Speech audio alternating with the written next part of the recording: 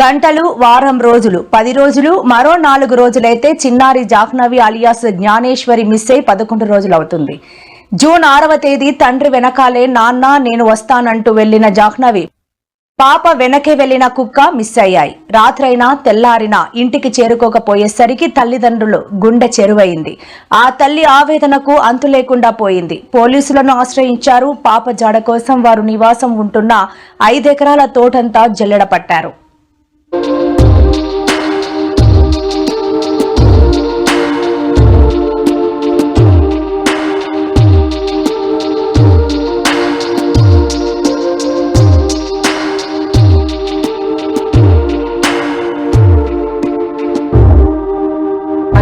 పన్నెండు అయితే దాటింది.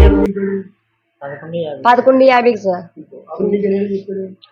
అదే సార్ టైం చూసుకోలేదు.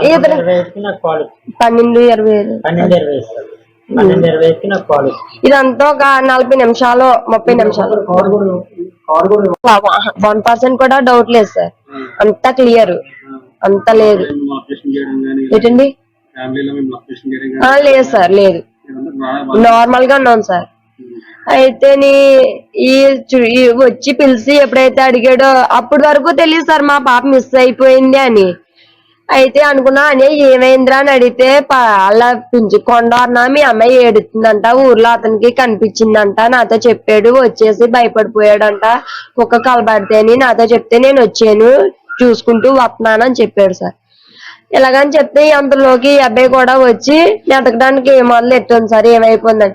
డిపార్ట్మెంట్ కి చెప్పి అంత అనుకోలేదు సార్. ఎందుకంటే తోటలోనే ఎక్కడైనా ఏ గదిలోనైనా నిద్రైపోయింది కదా, మంచి అండ సార్, నిద్రైపోయి ఉంటది, కుక్క పిల్ల కూడా ఉంది కదా, వచ్చేస్తాదిలే అన్నది ఏమేమైనా ఉన్నాం సార్. అప్పుడు ఆ ప్లేస్ చూపిస్తే ఎక్కడే మీ పాప కనిపించింది అని చెప్తే మొత్తం అదంతా కనిపిస్తే అక్కడ కుక్క వెంట్రుకలను మా అమ్మాయి తల వెంట్రుకలు ఉన్నాయి సార్. ఆ అమ్మాయికి జుబ్బా వంగానే ఉంది సార్, అండర్వేర్ లేదు సార్. ఉంటేనే వీళ్ళు ఇలా పై సైడ్ వెళ్తే నేను ఇలా కింద సైడ్ వెళ్ళి ఒకవేళ ఎక్కడైనా ఉన్నదేమో నెతికి బోర్ల దగ్గరికి వెళ్ళాను సార్. ఏమన్నా కన్నాలు ఆట ఉన్నాయని ఏమీ లేదు సార్, ఎలా ఉన్నాయి అలాగే ఉన్నాయి. మొత్తం చూసాను సార్. మరి ఈ మధ్యలో ఏం జరిగిందో తెలియదు సార్. మొత్తం ఈ ప్రాసెస్ అంతా ఒక 30 నిమిషాల నుంచి 40 నిమిషాల్లోనే జరిగింది సార్. మరి టైం ఎంత ఎగ్జాక్ట్ గా టైం ఎంత అవుతుందో తెలియదు సార్. నేను ఇంట్లో కూర్చుంటే పైనుంచే వచ్చాడు సార్ మాకు చెప్పిన